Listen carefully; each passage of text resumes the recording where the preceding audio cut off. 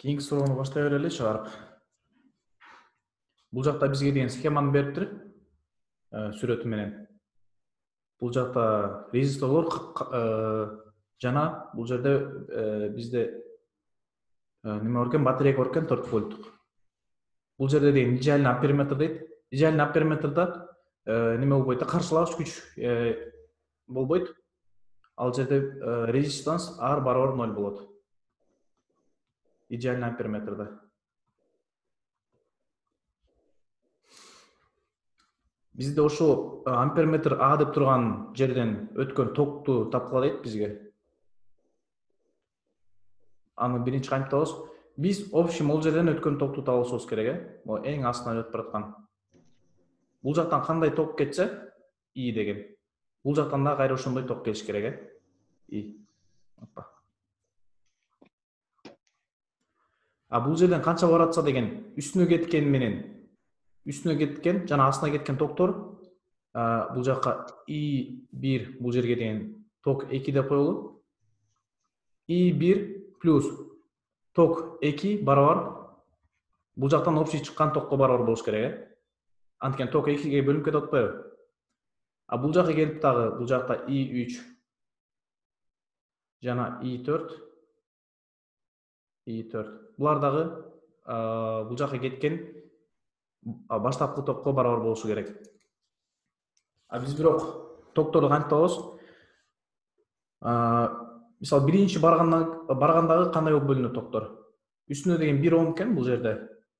Опа. 1 Ом. Астында деген 2 Ом экен, 2 Ом. Бул астындагынын каршылагыч күчү чоңураак экен, 2 эсе чоң экен. Кимдин каршылагыч күчү чоңураак болсо, ошого деген азыраак ток өтүш керек, Кимде каршылагыч күч аз болсо, ошодон көбүрөөк ток өтөт, Же болбосо дагы кандай немелер бар? Үстүндөгү өткөн ток менен, азыр. Хоппа. Могул жер менен бул жер экөөнүн ортосундагы потенциал менен бул жер менен могул жер экөөнүн ортосундагы потенциал бирдей болуш керек, Аны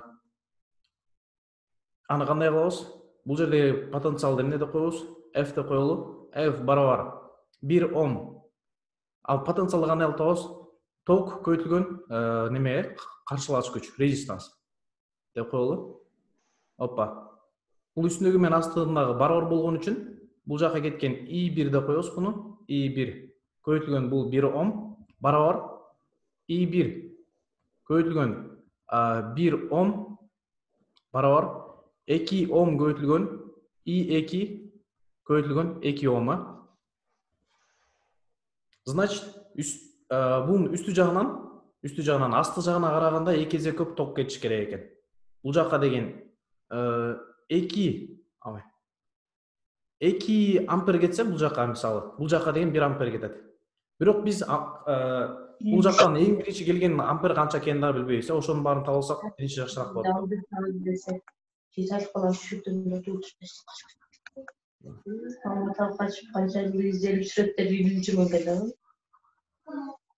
Мага жаман жакшы деп. Общий кандай ток кетишин билиш үчүн могул жактагынын баардыгынын резистансын табышыбыз керек, эң бүттүгүнүкүн. Ал жакта резистанс канча болот? Бул экөө деген биринчи схеманы чыгып алайлы. Хоп.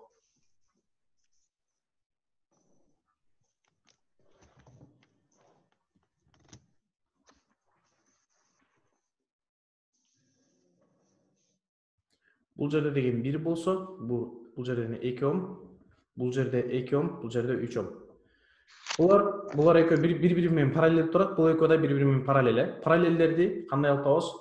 Резистанс общий барабар 1 бөлүнгөн резистанс общий барабар 1 бөлүнгөн 2 плюс 1 бөлүнгөн 3 болот. Экөөнү кошсок деген, бул экөөнү кошкондо кандай болуш керек? 6, ошондо 3 бөлүнгөн 6 болуп калат экен, 3 бөлүнгөн 6 бул барабар 1 бөлүнгөн 2 болот. 1 бөлүнгөн жок, мен туура эмес кылып койдум. Бул экөөнү кошсок деген 6 2 5 бөлүнгөн 6 болот экен. 5 бөлүнгөн 6 болот. 5 бөлүнгөн 6 бизде деген бул 5 бөлүнгөн 6 барабар 1 бөлүнгөн общий резистанс болот да, общий. Биз ошон үчүн резистанс бул жака кетиребиз. Бул экөөнү бул жака кетирсек деген резистанс общий барабар 6 бөлү 5 болот экен. Могул жердики. Могул жердики. Бул жактыкы деген дагы кайра ушундай кылып таап алабыз. 1 бөлүнгөн резистанс барабар 1 плюс 1 бөлүнгөн 2 болуп калат. Бул барабар 3 бөлүнгөн 2. 3 бөлүнгөн 2-ни кайра дагы жанагындай кылсак, резистанс барабар 2 бөлү 3 болот экен. Эми деген бул жакта деген экөө схеманы жаңы схема кылып койсок болот, мындай кылып туруп, бул экөөнү кошкондо деген жаңы резистанс пайда болду. Бул 6 бөлүнгөн 5. 6 бөлү 5. Анан дагы бул жерде деген моуну дагы алып келгенде канча 3 бөлүнгөн 2 болду, Жок, 2 бөлүнгөн 3 болду. Бул жерде 6 бөлүнгөн 5 жана бул жерде 2 бөлүнгөн 3 болгондо, эгер экөө мындай серияс болсо, кандай деп койсом болот? Түз келип мындай, эгер экөө тең бир проводдон туташса, аларды жөн эле кошуп койбосо, бардыгын табыш үчүн. Ошондо общий бардыгын каршылагыч күчү общий барабар 6 бөлү 5 плюс 2 бөлү 3 болот экен. Бул экөөнү кошсок деген асты 15, 3 көбөйтүлгөн 18, 18 плюс 10, 28 бөлүнгөн 15, 10 болот экен. Бул жердеги И деген ток барабар 28 бөлүнгөн 15 болот экен. Ампер. Кечирип коюңуздар, мен туура эмес кылып алдым. Бул деген 28 бөлүнгөн 15 деген общий неме? Резистанс. Бизде ток дегенди, токто кандай кылып табабыз? Ток барабар U бөлүнгөн резистанс болот, U деген бизде неме болчу? 4 вольт болчу. 4 вольт бөлүнгөн 28 бөлүнгөн 15 ом. Ошондо бардык токту тапканда ток барабар 4 көбөйтүлгөн 15. Бул 15 үстүнө чыгып кетет, бөлүнгөн 28 барабар 60 бөлүнгөн 28 болду. 60 бөлүнгөн 28 экөөнү дагы 4 бөлүп салсак, 4кө 4 бөлсөк, 15 бөлүнгөн 7. Мол ток барабар 15 бөлүнгөн 7 болот. Бул 15 бөлү 7. Эми табаны өчүрүп алайын.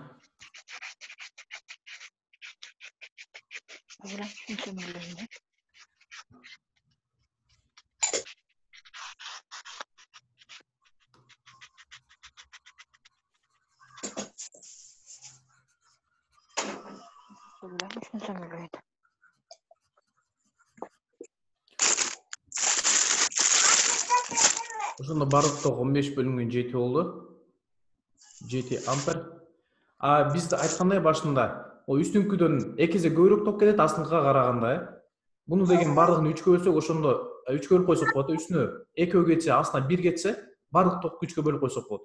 Буну деген 3кө бөлсөк деген канча болот? 5 бөлүнгөн 7. 5 бөлүнгөн 7-нин экөөсү үстүнө кетет экен, дагы бирөөсү астына кетет. Ошондо экөөсү үстүнө кеткенде деген 5 бөлүнгөн 7-ни 2кө көбөйтүп коебуз. 10 бөлүнгөн 7 ампер үстүнө кетет. Жана 5 бөлүнгөн 7 ампер астындагыдан кетет экен, астындагыдан, мондан. Будан деген 10 бөлүнгөн 7 ампер кетет. Жана эле кайра бул жактан көрсөк, бул жакта 2 ом деген 3 омдон азыраак, Значит, бул жакта көбүрөөк ток кетиш керек 2 ом болгон үчүн. Бул жакка азыраак. Буну 2, 3, 5ке бөлүп салсак болот буну. 3 бөлүнгөн 7 деп туруп, 3 бөлүнгөн 7 ампер деп туруп, бул жакка 3-өө кетсе, бул жакка 2-өө кетет. Бул жакка көбүрөөк кетиш керек, Анткени экөөнүн эмнеси бул жер менен бул жердин жана бул жер менен бул жердин потенциалы бирдей болуш керек. Үстүндө деген 3 көбөйтүлгөн 7. 3 көбөйтүлгөн 3 бөлүнгөн 7 канча болот? Üstüne деген 9 бөлінген 7 ампер кетет екен, астына деген 6 бөлінген 7 ампер кетет. Ызы сол.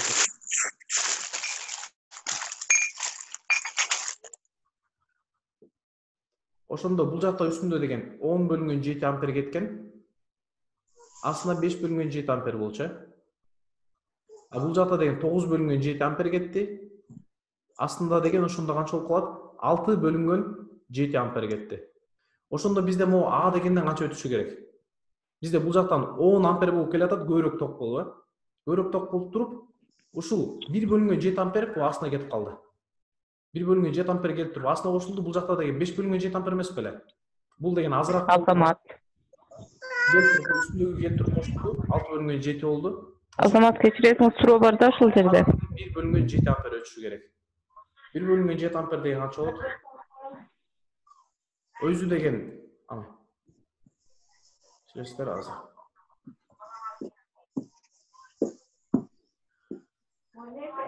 Бир бөлүнгөн 7 ампер деген бул барабар 0.143 болсо керек. Биринчи жолу ушундай 1 бөлүнгөн 7 ампер.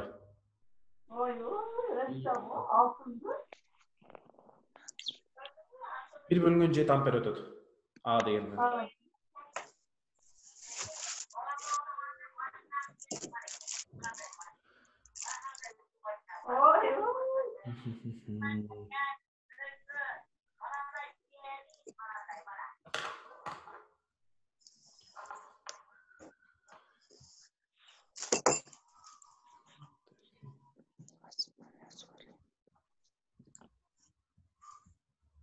Кийинки суроону иштей берели.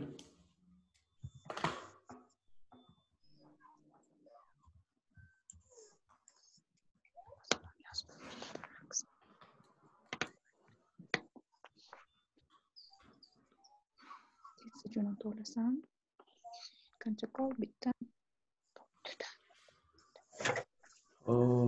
Кийинки суроодо деген бир кубик бар экен, меттен жасалган. Анын жактары А экен, кубик мондай. Бир жагы А экен, бунун баардык жагы А болот, Ошону деген бир сууга ыргытышыптыр, маякта суу турат. Сууга ыргытканда, ал сууну деген 20 градустан 25 градуска чейин жылытыптыр. Ошол эле сууга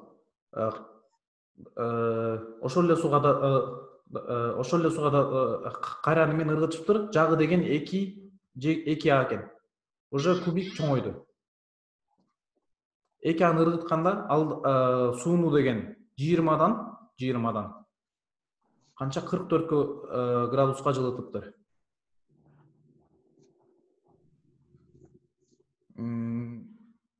Ошондо деген кубиктин эң баштапкы температурасын тапкыла дейт. Кубиктин температурасы барабар суроо. Буларды кантип табабыз эми? Буларга да кайра теңдемелерди жазышыбыз керек. Эң биринчи теңдемебиз кубиктин массасы көбөйтүлгөн теплоемкость меди. Кубиктин массасы К деп коелу. Кубиктин немеси теплоемкости бул 380 джоуль на килограмм Цельсиус экен. Көбөйтүлгөн кубиктин температурасы канчага өзгөрүлдү? Тыдан өзүнүн кубиктин баштапкы температурасынан ошол сууну канчага жылытса ошого чейин өзгөрдү. Т2 минус Т2. Бул барабар. Буну кандай деп койсок болот ошондо? Бизде деген кубик бар болчу бул жакта. Кубиктин берген энергиясы сууга өттү.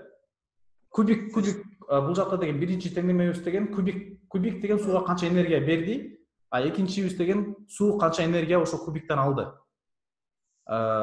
Суунун алган температурасы же болбосо энергиясы, суунун массасы, масса суу деп коелу. Көбөйтүлгөн бул жакта теплоемкость воды, суунуку, Си суунуку дагы анан кийин суунун температурасы канчадан канчага өзгөрдү. Суунун акыркы температурасы 2 минус суунун баштапкы температурасы. Hoppa. Bunun баштапкы температурасы деген Т 20 градус болчу. Эми кийинки кубикти эки эсе чоңойткондо же болбосо жагын эки эсе чоңойткондо кубик канча энергия берди жана суу канча энергия алды. Ошондо кубиктин экинчи массасы m кубик 2 көбөйтүлгөн кубиктин тепло өңкөсү көбөйтүлгөн кубиктин баштапкы температурасы минус сууну канчага чейин жылытты? 44 Цельсиуска чейин, Т3 барабар суу кайра эле суу канча энергияны алды? Масса воды көбөйтүлгөн тепло өңкөсү воды суунуку көбөйтүлгөн температурасы кандай өзгөрдү? Т3төн Т1ден Т3кө чейин өзгөрдү. Биз энергия алган үчүн көбүрөөктөн азыраак эметип койсок болот, Т1 баштапкы температурасы. Бизде деген экинчисинде дегенти кубиктин массасы көбөйбөдү. Ошол канча эсе көбөйгөнүн табышыбыз керек. Биринчисинде деген анын көлөмү деген неме дегенди масса дегенди кандай алып коебуз? Барабар ро көбөйтүлгөн көлөм болот, Бизде деген кубиктин көлөмү кандай көбөйдү? Көлөм деген эми кандай десек болот? Кубиктеки A'нын куб болуп кетет, Биринчисинде А куб болсо, экинчисинде деген барабар 2A'нын кубу болду. Барабар 8А куб. Ошондо экинчисинде массасы деген 8 эсе көбөйүп кетти биринчисинен караганда. Ошону экинчисин өзгөртүп жазып койсок болот бул жакта. 8МК көбөйтүлгөн С көбөйтүлгөн ТК минус Т3 барабар М суунуку, С суунуку, Т3 минус Т1. Эми бул биринчи теңнеме менен муну биринчи деп коебуз. Endi zoom boshlandi. Экинчи теңнеме, жана бул үчүнчү теңнеме.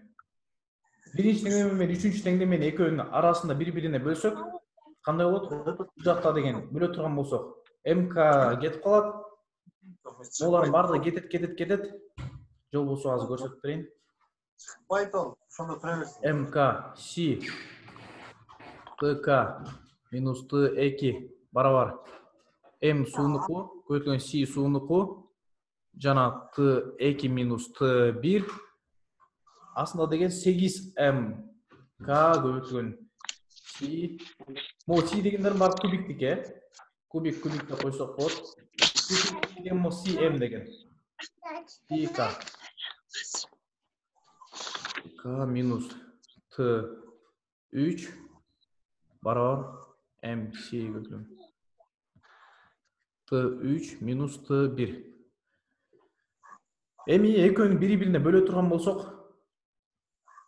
мындай кылып бөлөбүз. Бөлгөндө деген булардын баары бири-биринен кыскарып кетет, МК менен МК экөө бири-бирине бөлгөндө 1 болот. Булар да жок болот. Бул МС, бул могулардын баардыгы жок болуп кетет.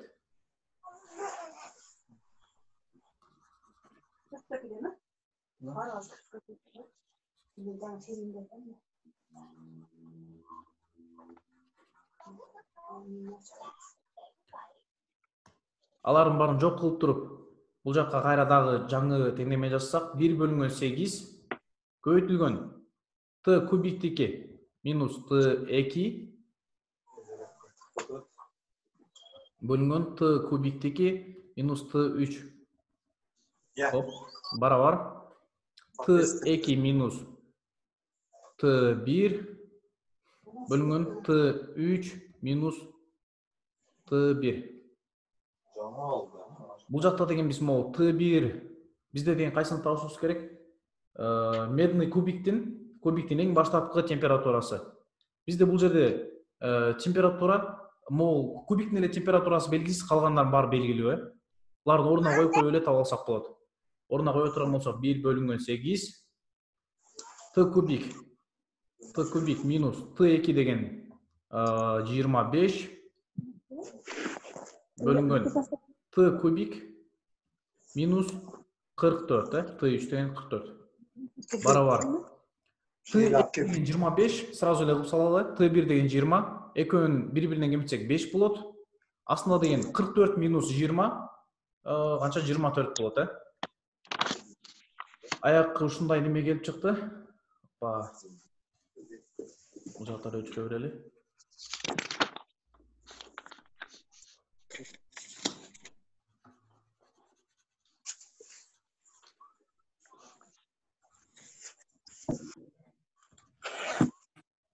Эми дагы кандай кылсак болот? Буну деген ар жакка көйүтүп туруп, буну деген бул жакка көйүтсөк болот, Же болбосо могу 24 менен, болду.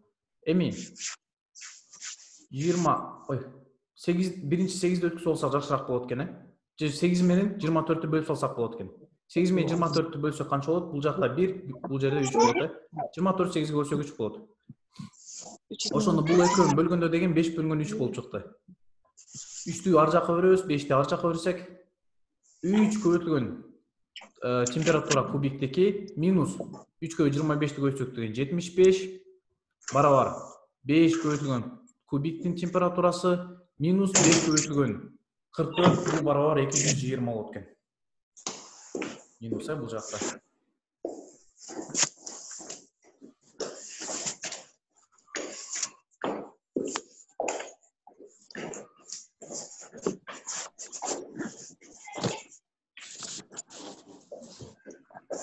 Эми бул 3 көбөйтүлгөн тынын температура кубикти ар жакка өткүзөбүз да 220-ны бул жакка өткүзсөк 220 минус 75 220 минус 75 канча болот? 145 жана барабар 5t кубиктен 3t кубикти кемитсек 2t кубик болот экен.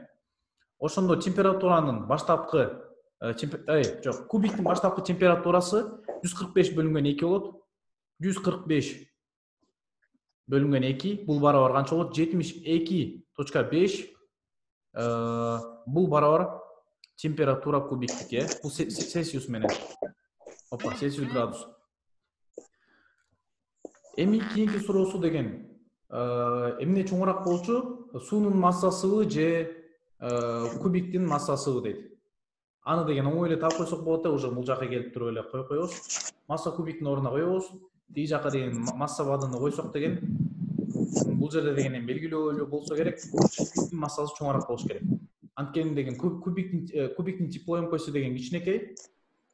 Жана суунун теплоемкосу деген чоң болот атпайбы?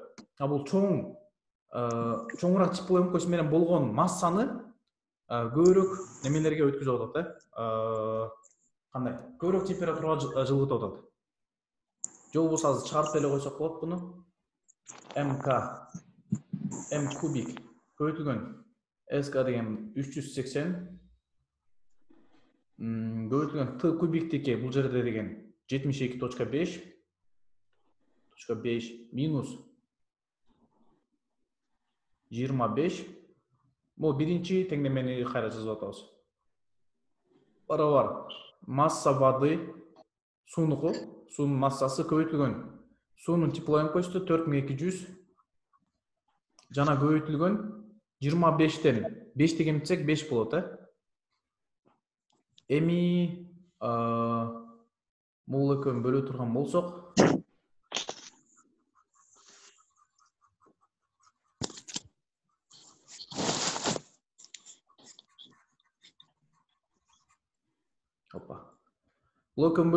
могу М суунун массасын бул жакка өткүзүп коебуз.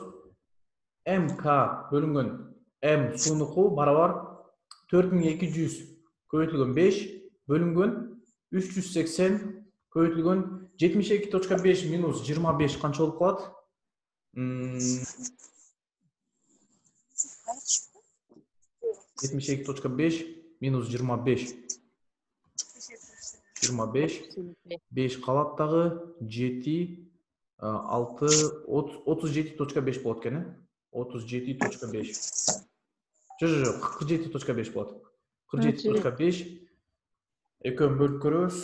4200 азыр мен калькулятор 4200 көбөйтүлгөн 5 буну бөлөбүз 380. Bunu dagы bölөбүз. 30,47.5. Hoppa. 1.16 болот экен. 1.16 болду. Ошондо суунун массасынан кубиктин массасы 1.16 эсе чоңураак экен. Ошондо кубиктин массасы чоңураак болду. Барыңыздар ушундай чыкса керек, Бул кубиктин баштапкы температурасы 72.5 Цельсиус градус болду. Жана кубиктин массасы чоңураак болду.